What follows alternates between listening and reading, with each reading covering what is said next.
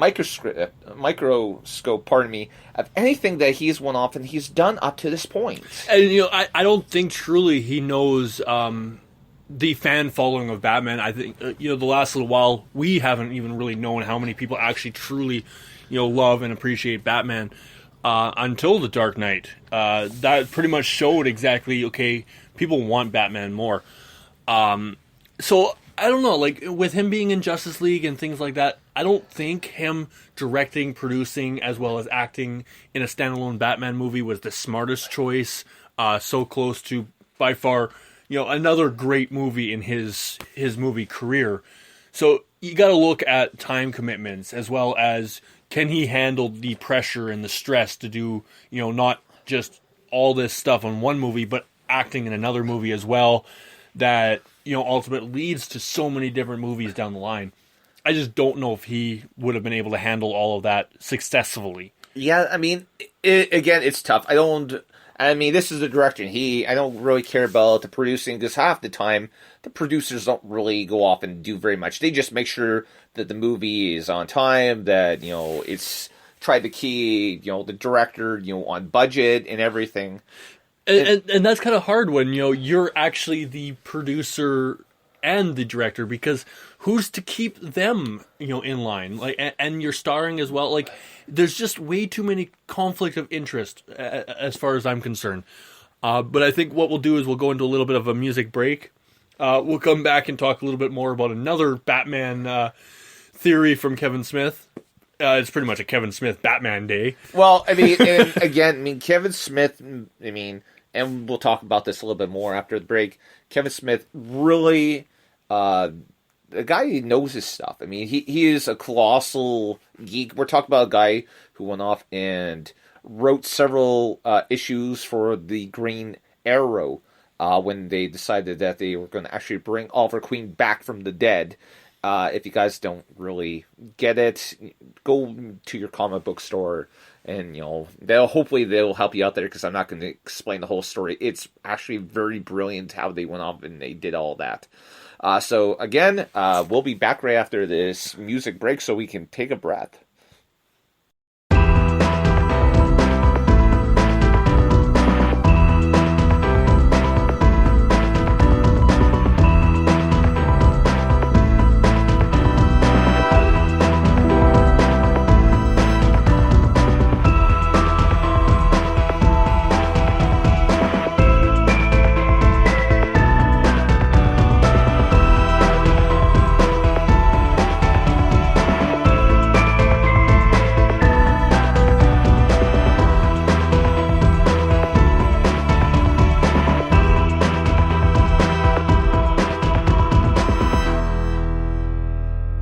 Hey guys, welcome back to the Captain Fizz and Mask Guy show. We first talked about why Ben Affleck is no longer directing the Batman, as per Kevin Smith and his little theories there. So what we're going to talk about a little bit more now is his other theory of how Warner Brothers should take Batman the same direction as Star Wars, and literally one every 2 years, so to speak. Or one every year? One every year, which seems a little puzzling as to they could even pull that off. Like Batman, yes, he has a wide variety of villains and all that, but I don't think he has enough to sustain a schedule like that. And it'd be exhausting. Like, you literally have to spend only a year filming a movie and all this, and I just don't see the feasibility in it. Yeah, and, Batman's got a pretty healthy rogues gallery.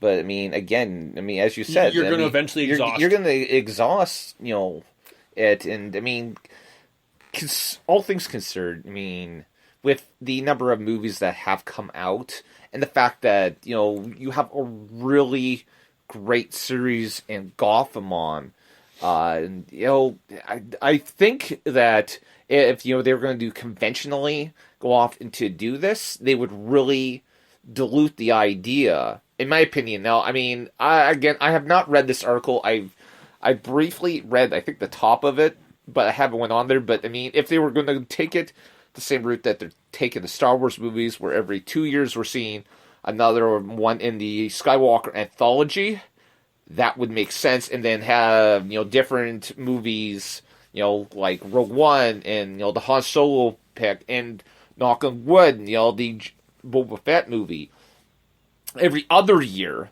That would seem to be a better idea, in my opinion. But, I don't know how you could do that. There was actually two different theories thrown on Fat Man on Batman. The one was actually from the co-host Mark Bernardin. He suggested a noir kung fu mashup with a minimum budget starring the Caped Crusader, which not bad. Keep a little low-budget movies for Batman every now and then, which is good. It's different. But Smith took that thought, of course, one step further, suggested different annual installments. He says this character can sustain multiple interpretations, fill the space in between with Wonder Woman or Justice League or Flash films, completely ignoring that there's so many different aspects of the DC universe that could ultimately thrown in anywheres in there. I think that's kind of, really sad on his part to not acknowledge,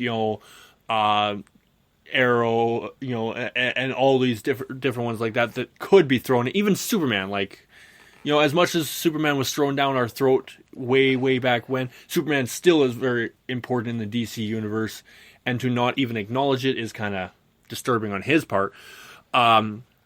He says every year they should release a Batman movie either in May or December. Wow. Yeah. Is all I got to say on that. He says, get on that schedule, Smith said, and throw them around to everybody. Just make a bunch. Make that Kung Fu one. Make a ridiculous expensive one. Make one in space. I just groaned at the thought of that one. Make Justice League dark. Every year there needs to be a Batman movie. Oh, God. I'm going to touch a little bit more on that space one, and there's a reason I'm groaning. Every movie that decides to send any character of their movie into space ultimately kills their chances of having a decent movie, kills their chances of actually being taken seriously. You look at Jason X when they went up to space. You look at Leprechaun when they went into space. that was me growing about what I heard. All these different ones, when they start sending their main character, who ultimately is one specific type, and you throw them into space, it's absolutely ridiculous to even think of that. It is like committing movie suicide. Now, you take it and you turn that around. If they were going to do a Justice League movie, and a lot of the stuff that happens in the DC universe happens off-world. We know that Hal Jordan and Jon Stewart and the other members of the Green Lantern Corps who have been attached to Earth, they're not just responsible for Earth, they're responsible for the whole system. It's potentially a Justice League movie where they have to go off planet. That makes sense. But a Batman standalone movie where he's off space, it seems like a ridiculous idea, especially if you're going to do a standalone. No. Justice League. He went off in. I'm just a little tidbit that I pulled out. There was Justice League Dark. That intrigues me if they go off and do a movie with Batman and Swamp Thing and John Constantine and Zatanna, I think, who's a member of that group. That would kind of intrigue me if they went off and they did something like that. Absolutely. There's two ideas that I think really should be looked at or redone. I would like to see Green Lantern redone in a more serious aspect. I don't want to see kind of like what they did. I want to see them actually take interest in what they're doing with the Green Lantern and show what Green Lantern can and should be. I believe they really dropped the ball on the first one. They and there's so much more they can do with it, and I really think that if they put their heads to it, they get some of the best writers and and all that out there, they can absolutely pull it off. And I think that's something that they should look at, and that's coming from us. That's coming from us. So Kevin Smith, eat your words. We'll take your theories. We'll throw a few back.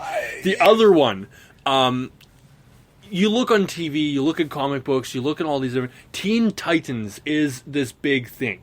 It always has been. Titans! I would like to see in some aspect, whether it's live action or just stick with the whole animated thing. I'd like to see an actually full-fledged movie come out in theaters.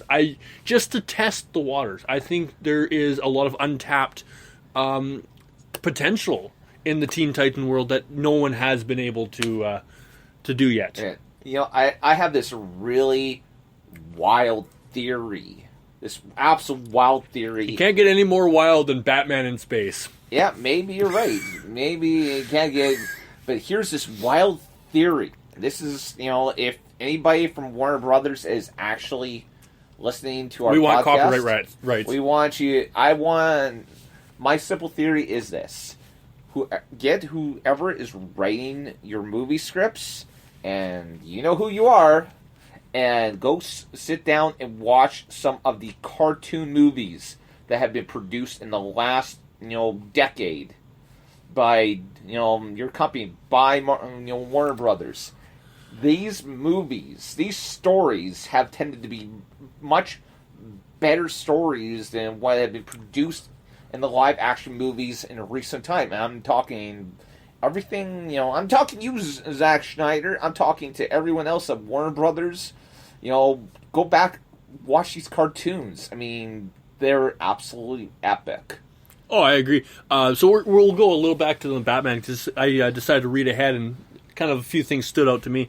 And I don't know if they're standing out to me for good reasons, bad reasons, or what the hell am I reading reasons. Basically, Bernardin added to the character, has enough villains to sustain that schedule of one every year. I disagree. If you kill them off, no. I disagree for one main point. You don't get to the bottom of that barrel until you're 9 movies in before you're like, oh, Calendar Man, sure. So if you're already acknowledging that 9 movies into this hectic 1 movie a year schedule, you're already going to hit a bottom of the barrel, then you got to look at that as an, you know, a factor of, okay, maybe we can't sustain that schedule. Maybe, okay, 1 every 2 years. And do little fluff pieces in between of, you know... I don't know. I mean, I'm looking at, you know, the characters, I mean, you got Joker, Penguin, Catwoman, who, I mean, honestly, I mean, a standalone movie with them would be interesting, but you I would like to see a standalone Penguin movie. Joker, I mean, and you got Riddler and Clayface and Killer Croc, and oh my god, I mean, that is without me even going off and even starting to, you know, how many of them, outside of, say, Joker, the Penguin, or even the Riddler, can actually withstand being the number 1 villain in a standalone Batman movie? Well, I mean, you go off and you look at almost every Batman movie. No, not necessarily. I mean, in 1989, I think it was the exception to the rule where they only had 1 villain. They had, you know, it was Batman versus Joker. But you take a look at every other Batman movie that's been produced, and there was always at least 1 other villain in there. And I mean, in Batman Returns, it was called the Cat, the Bat, and the Penguin, because the Catwoman and Catwoman Penguin, pardon me. And then, I mean, in Batman, Returns, there was the Riddler and Two-Face. And then in Batman and Robin, you had Poison Ivy and Mr. Freeze. Batman Begins, there was Ra's al Ghul and Scarecrow. And, The Dark Knight, you had Joker and Two-Face. And then, I mean, there was Bane and Catwoman and, The Dark Knight, Rises. Oh, absolutely. So, I mean... See, what I would really like, and, I really hope Suicide Squad kind of opens up this possibility. These characters in there, I would like to see them kind of move into the standalone Batman era, because how many people, like, I can only imagine how many people would actually fully go to a standalone Batman movie if both Joker and Harley Quinn in there, showing the actual relationship between the two and fighting with Batsy. I think ultimately that could be a phenomenal standalone movie to watch. Well, I mean, I don't know, you have the Sirens of Gotham? Is that what it's being called? There are some theories out there that's actually not a thing, and some that it is. So, anyways, I don't want to report too much on things that may not be. There's a theory. There's a story that is going around that they are going forward with a Sirens of Gotham movie which is going to Margot Robbie back as Harley Quinn.